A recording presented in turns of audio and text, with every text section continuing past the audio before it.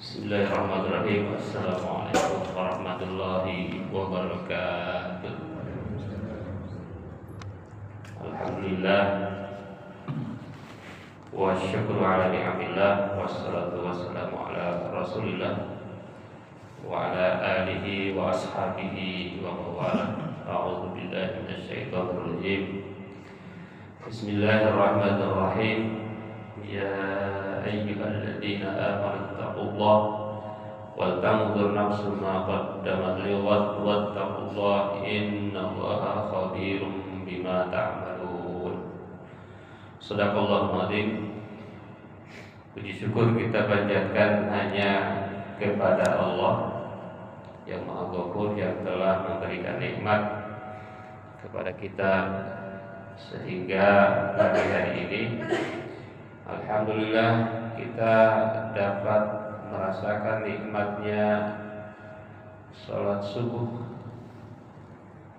nikmatnya mendekatkan diri kepada Allah, nikmatnya bermuhasabah, nikmatnya berzikir, dan itu tidak dimiliki oleh semua orang. Salawat dan salam mudah-mudahan tercurah kepada Nabi yang paling mulia, Nabi besar Muhammad sallallahu alaihi wasallam.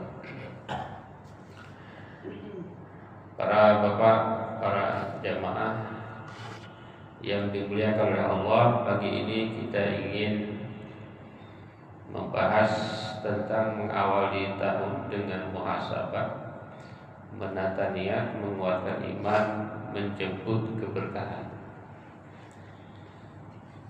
Jadi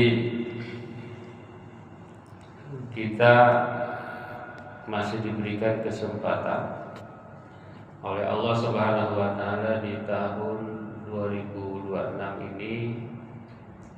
Artinya kita masih diberi kesempatan untuk memperbaiki diri.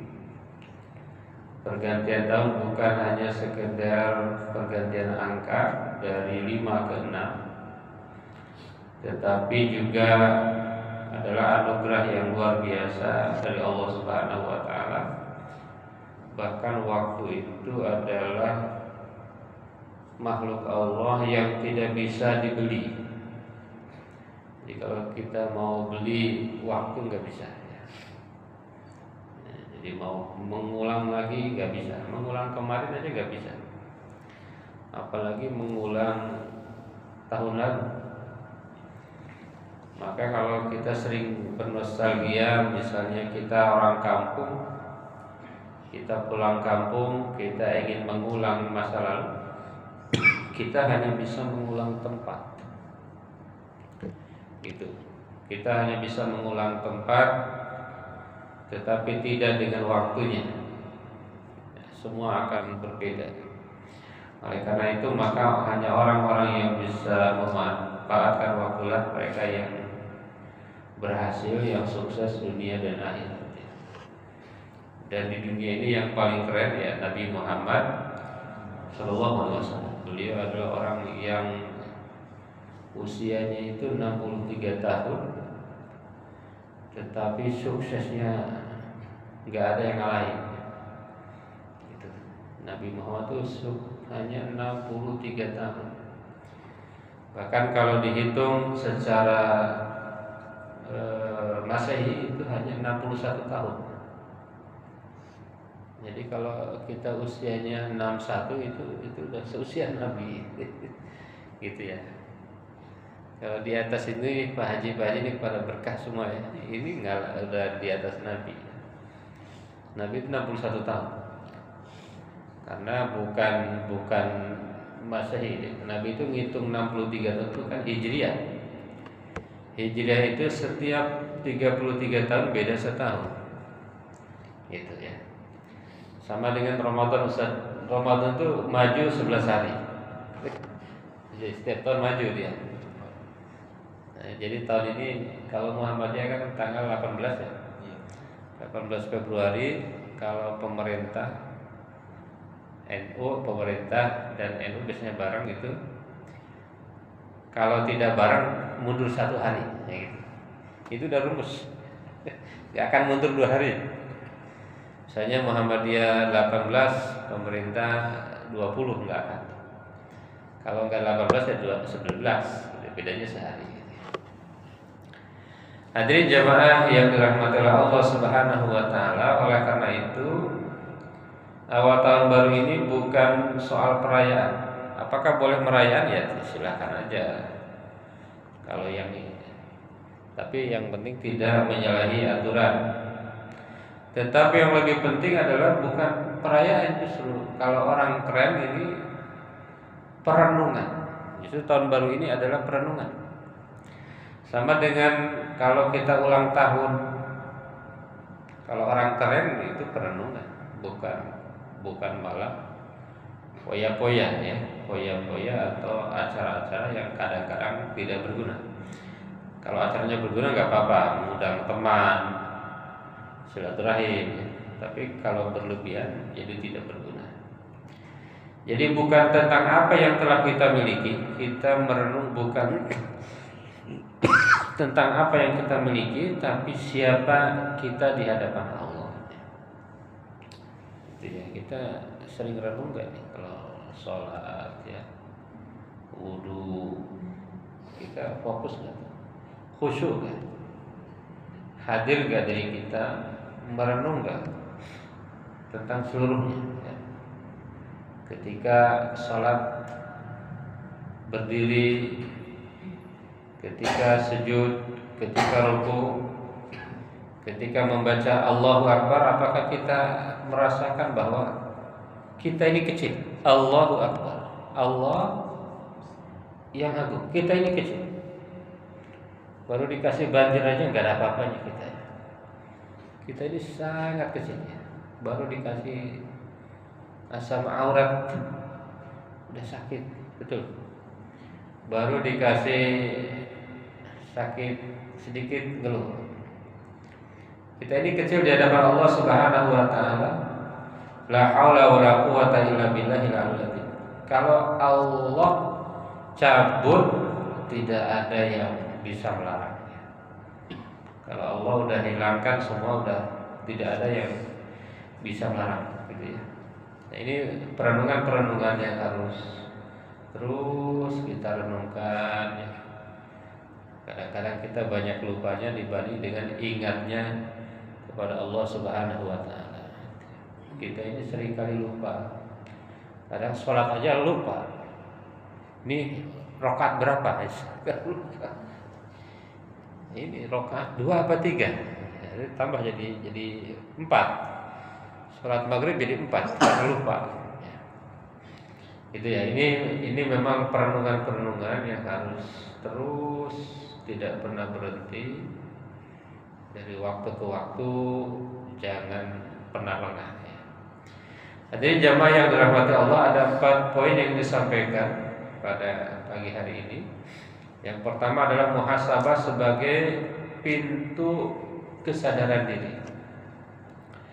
Jadi Islam mengajarkan kita untuk berhenti sejenak. Jadi jangan jalan aja itu, jangan bekerja tidak pernah berhenti. Enggak. Islam itu mengajarkan ada jeda-jeda. Dalam sehari minimal jedanya ada 5. Ditambah tahajud 6. Ditambah sholat duha 7. Ditambah baca Quran, Ustaz, kali 5 aja 12 jedanya kita. Jadi nggak boleh kerja ya. Almarhum nih yang Pak Haji yang kemarin wafat tuh, yang punya Jogo Karya tuh. Nah itu saya baca YouTube-nya bagus juga tuh. Jadi hidup itu bukan kerja tapi ibadah. Jadi muhasabah, apakah kita ini menyadari bahwa semua itu harus jadi ibadah ya. Orang Islam itu semua jadi ibadah. Jadi kalau kita orang Islam memang kita ini keren, mau kayak apapun keren. Mau jadi presiden kalau orang Islam keren. Mau jadi orang biasa keren. Mau jadi orang kaya keren. Kan ada ayatnya. wala tahinu wala tahzanu wa antumul a'launa in kuntum mu'minin. Yang penting beriman, posisi takdir seperti apapun keren. Kira-kira begitu ya. Nah, kita harus terus merenung. Cuma ini imannya sampai mana gitu ya. Kita harus melihat ke belakang, kita menilai dengan jujur. Karena sesungguhnya yang tahu siapa kita hanya kita dan Allah. Orang tua kita aja nggak tahu, Pak. Orang tua kita nggak tahu kita sebenarnya siapa. Istri kita nggak tahu, suami nggak tahu. Yang tahu hanya kita dan Allah Subhanahu Wa Taala. Oleh karena itu kita harus merenung, terus merenung. Maka ayatnya kan ada bunyinya, A'udzubillahi minasyaitonirrajim, ya ayyuhalladzina amanu taqullaha wal tanzur nafsum ma qaddamat lighad. Wahai orang-orang yang beriman, bertakwalah kepada Allah dan hendaklah setiap kalian memperhatikan apa yang telah diperbuatnya untuk hari esok. Jadi ternyata umat Islam itu harusnya yang paling pandai merencanakan. Kadang-kadang kita kalah nih sama saudara-saudara kita ya, dalam segala aspek, misalnya dalam ekonomi. Dulu ini beli tanah masih harga sekian, sekarang dia bangun harga sekian. Itu dia waltan tentunya itu luar biasa. Dia beli tanah ini di tempat nanti akan menjadi tol misalnya gitu, sehingga pas dibangun tol jadi mahal. Harusnya umat Islam bukan hanya sampai di situ. Jadi di dunia pun umat Islam harusnya paling cerdas. Dia harus baca peta. Nah, di akhirat apa ini umat Islam tuh? Dia harus memikirkan apa yang akan terjadi besok. Besoknya itu besok pagi, besok tahun, besoknya itu bisa ratusan tahun yang akan datang, dan sampai hari kiamat. Ini kita diingatkan sebetulnya, wal tanzur nafsum ma qaddamat lighad. Cuma prakteknya kadang kita kalah ya. Jadi kan Quran itu adalah rahmatan lil alamin. Islam itu rahmatan lil alamin. Ada ibadah, ada iman, akidah, ada muamalah. Kita seringkali muamalahnya nggak dipakai nih. Islamnya kita pakai, di ibadahnya dipakai, akidahnya dipakai, muamalahnya kadang kala nih dipakai orang malah. Seperti riba. Riba kan menyengsarakan. Saya akhir-akhir ini sering nonton podcast tentang finansial. Itu bukan orang Islam, tapi isinya Islam sekali gitu. Isinya Islam sekali. Jangan riba, jangan ngutang. Nah, kita suka ngutang. Karena sekarang kadang-kadang kita terjebak di utang bank. Hampir semua punya utang bank, apalagi di kampung Ustaz. Pak Haji ya, di kampung itu ada bank apa itu? Istilahnya bank emok kalau di kampung itu, ngeri sekali ya. Dilarang utang. Kalau mau sukses katanya financial freedom, dilarang utang. Harus invest. Betul juga, Islam itu nggak boleh nabung gitu. Islam itu harus invest. Jadi kalau punya uang dibelanjakan, tapi diinvest ya, bukan untuk kepentingan konsumtif. Ya gimana kita mau bisa berhaji kalau nggak pandai invest? Kira-kira begitu kan? Gimana kita mau mendidik anak menjadi anak yang punya masa depan kalau orang tua tidak pandai invest? Wal yasalladzina law taraku min khalfihim dzurriyyatan di'afa khafu 'alaihim falyattaqullaha wal yaqulu qawlan sadida. Nah, ini semua memang kalau dalam waduh ini kita Kita Islamnya itu sangat belum maksimal ya. Islamnya itu masih parsial, belum kafah ya. Mungkin kita di ibadahnya lumayan, di lainnya kurang, akidahnya kadang-kadang kurang ya. Dikasih kasih sembako aja kita udah berubah pilihan. Akidahnya kurang gitu ya. Masya Allah, luar biasa. Sekarang ini kan lagi ramai nih pilkada oleh DPRD. Ini disebabkan karena diantaranya argumennya ini masyarakat ini gampang sekali dikasih iming-iming kecil gitu ya. Saya kira menarik Bapak Ibu semua. Ini terus kita harus muhasabah di setiap waktu. Ini ada lagi hadis yang sangat keren menurut saya ini. Ini kalau kita selalu pakai ini aja kita udah luar biasa Bapak Ibu ya. Al-Qais mandan nafsahu wa amila lima ba'dal maut. Orang yang cerdas itu adalah orang yang selalu menghisab dirinya dan beramal untuk kehidupan setelah mati. Wah, ini orang cerdas. Ternyata yang cerdas itu bukan orang yang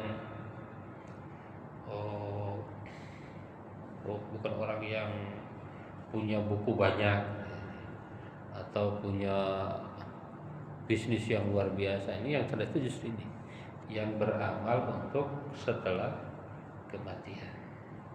Kalau dia bisnis orang kaya tapi dipakai bangun masjid, dipakai sedekah, itu keren.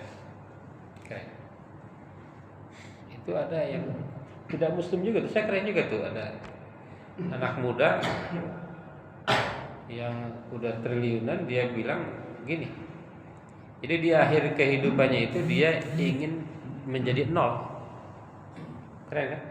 Jadi harta dia itu ingin menjadi nol di akhir kehidupannya. Padahal dia tidak Islam. Jadi ingin jadi nol dia. Sekarang baru usia 20 atau berapa? 20-an. Dia udah triliunan bilangnya mah ya. Mudah-mudahan benar. Tapi yang menarik itu nanti di akhirnya dia itu ingin nol. Gitu. Nah, kadang-kadang kita kalah di situ ya. Walaupun karena dia tidak beriman ya, bagi kita akidah kita ya tidak berguna sebenarnya. Tapi dari sisi muamalahnya keren sekali. Bapak Ibu jamaah yang dirahmati Allah, yang kedua adalah menata niat sebagai fondasi amal. Nah, ini niat nih. Awal tahun adalah waktu terbaik untuk meluruskan niat. Sebab niat menentukan nilai amal, bukan besar kecilnya perbuatan. Jadi niat itu bisa menghancurkan ya. Niat itu bisa menghidupkan. Maka dalam satu hadis Rasulullah bersabda, innamal a'malu binniyat. Sesungguhnya amal itu tergantung daripada niat. Kalau dibaca lagi hadisnya kan, kalau niatnya ini karena harta maka dia pasti kaya. Kalau niatnya ini karena ingin dapat pasangan, dapat, kira-kira begitu. Hati-hati dengan niat ya. Innamal a'malu binniyat. Kita harus senantiasa meluruskan niat. Jadi bisa memasukkan surga, bisa memasukkan neraka, itu tergantung niat. Ada satu kisah Nabi Muhammad, satu waktu ada sahabat yang bernama Qochman. Pernah dengar ya, Qochman? Dia berperang, dia paling depan, dia semangat berperang. Tapi ternyata setelah perang dia terbunuh. Kata Rasulullah, Qochman adalah penghuni neraka. Lalu para sahabat ini bingung nih, ini Qochman gimana? Kok dia berperang kok malah masuk neraka? Kalau dia semangat tapi masuk neraka. Kalau dia berjihad tapi masuk neraka. Kemudian Rasulullah menjawab, ada dua alasan kenapa Qotsman masuk neraka. Yang pertama adalah niatnya dia berperang bukan karena Allah, tetapi hanya membela kaumnya. Jadi makanya hati-hati kita dalam beramal itu, misal amal sosial apalagi ya. Amal sosial itu jangan lupa niatnya karena Allah. Gitu ya. Maka dalam Al-Quran dikatakan, ya ayyuhalladzina amanu la tubtilu shadaqatikum bil manni wal adha. Wahai orang-orang yang beriman, janganlah kalian membatalkan pahala sedekah kalian dengan cara mengungkit-ungkit dan menyakiti perasaan orang yang dibantu. Gitu ya. Itu hati-hati ya. Jadi makanya niat ini sangat penting. Bahkan saya kemarin nemu satu tulisan, ada satu profesor dari Cirebon. Ini bagus juga ya. Ini sebetulnya tahu kita ya, tentang itu ya, bahwa yang paling sempit itu kalau kita ini dengki ya. Niat dalam artinya penuh dengan iri, penuh dengan dengki, itu hidup yang paling sempit kira-kira. Jadi memang urusan niat, urusan hati ini harus terus kita jaga. Harus kita jaga setiap waktu, termasuk tidur. Tidur pun kalau niatnya ibadah itu jadi ibadah. Maka kisah yang terkenal itu menarik kan? Orang yang sedang sholat tapi niatnya orang bener itu setan gak takut. Tapi orang lagi ngorok, tapi dia sebelum tidurnya itu diniatkan karena Allah, dia baca doa dan lain sebagainya. Bismika Allahumma ahya wa bismika amut. Maka setan lari daripada ketika melihat orang tidur. Kalau orang sholat malah gak takut gitu ya. Kenapa? Karena itu disebabkan oleh karena niat.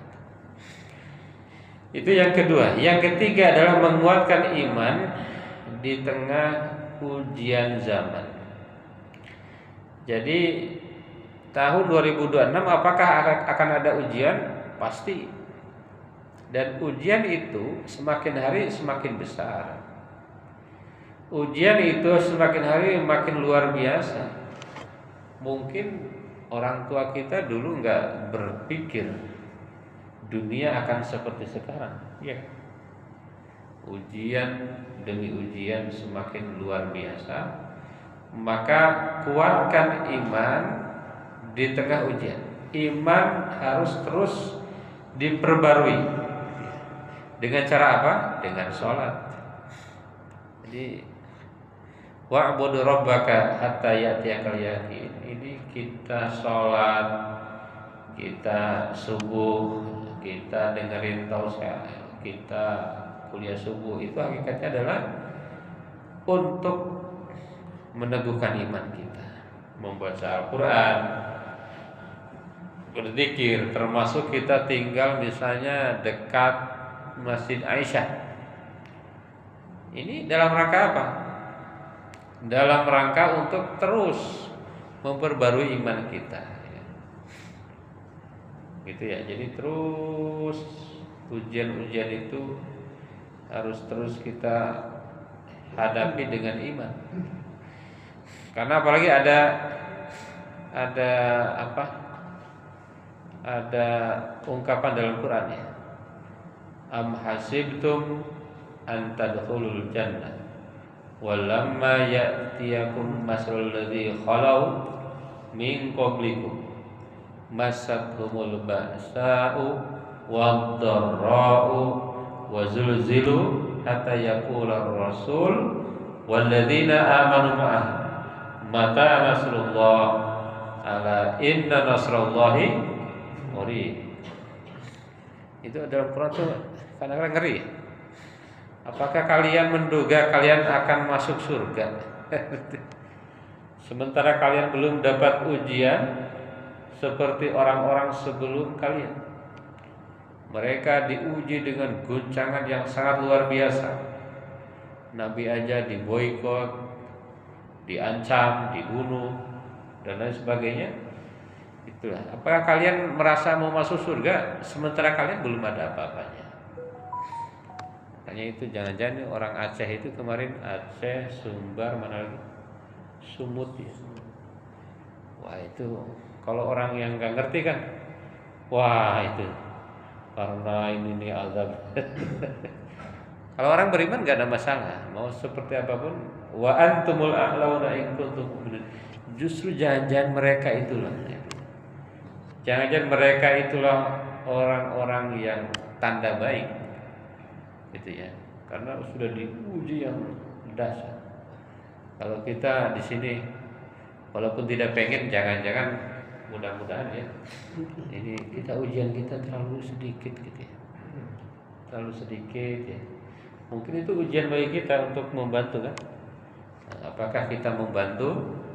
Kalau punya harta dengan harta, kalau tidak punya minimal dengan doa. Jangan malah mencibir. Suka ada orang yang mencibir ya. Itu yang ketiga, jamaah salat subuh yang dirahmati Allah. Yang keempat adalah menjemput keberkahan dengan amal nyata. Di tahun baru ini yang penting adalah kita perbanyak amal nyata. Amal nyata ini ibadah dan amal soleh ya, itu ya, dua itu ya. Perbanyak amal soleh, tingkatkan amal soleh agar mendapatkan berkah. Apa itu berkah? Berkah itu adalah ziyadatul khair al-ilahi fi syai'. Berkah itu adalah tambahnya kebaikan yang diridhoi Allah dalam sesuatu. Misalnya tambah uangnya, itu berkah enggak? Kalau nambah uangnya, hartanya berkah enggak? Bisa berkah, bisa enggak? Tapi kalau uangnya zakat, itu untuk ada zakatnya minimal ya, nah itu namanya berkah. Nah, kalau dengan uangnya dia makin numpuk-numpuk doang, nah itu namanya tidak berkah. Dengan jabatannya dia makin bermanfaat, ya, makin jalan makin bagus, terus problem-problem dia selesaikan, bencana dia segera selesaikan, kemiskinan dikurangi, pengangguran dikurangi, kemacetan dikurangi, pajak nih lagi rame nih, pajak yang 10 juta dihilangkan. Itu ya, atau nanti masjid-masjid dibantu saja. Nah, masjid-masjid dibantu. Wah, ini keren sekali. Sekarang kan baru yang dibantu itu baru ini pesantren ya, udah mulai ya, pesantren. Ada undang-undang pesantren.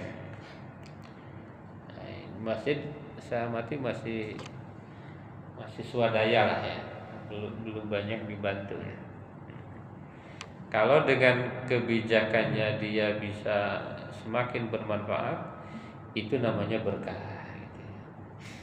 Kalau kita dengan banyak anak bisa berkah, bisa enggak? Kalau dengan banyak anak kita semakin berusaha untuk mendidik anak kita, itu namanya berkah. Gitu ya. Kalau dengan apalagi dengan kemudahan kesehatan yang dimiliki, kita semakin rajin beribadah, punya mata rajin baca Quran, punya bibir rajin melantunkan ayat-ayat, rajin berzikir, punya kesehatan kakinya kuat, jalan rajin ke masjid, itu adalah berkah. Jadi kalau orang makin kaya itu belum tentu berkah ya. Tapi kalau dengan kekayaannya dia ditasarrufkan sesuai dengan Islam itu keren, lebih keren daripada yang tidak kaya. Orang sehat digunakan untuk beribadah, untuk beramal, untuk membantu, lebih baik daripada orang yang kebetulan tidak sehat. Bapak Ibu jamaah yang dirahmati Allah, saya kira itu yang bisa saya sampaikan pada pagi hari yang sejuk ini. Mudah-mudahan kita selalu dituntun oleh Allah ya. Karena ada hadis juga kan, ada orang yang selalu beramal ahli surga, di akhirnya dia amalnya neraka. Ada orang yang beramal neraka, di akhirnya amal surga. Walaupun yang seringnya kan ini linear ya, kehidupannya surga ya, ujungnya surga. Tapi ada yang kebalikannya. Oleh karena itu tetap kita harus selalu memohon petunjuk dan perlindungan dari Allah Subhanahu wa taala.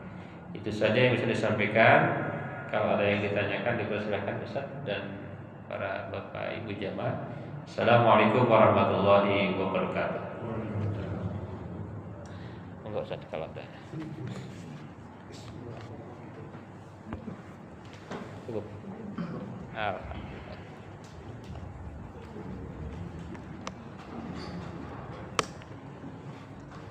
Apa ini? Berkat.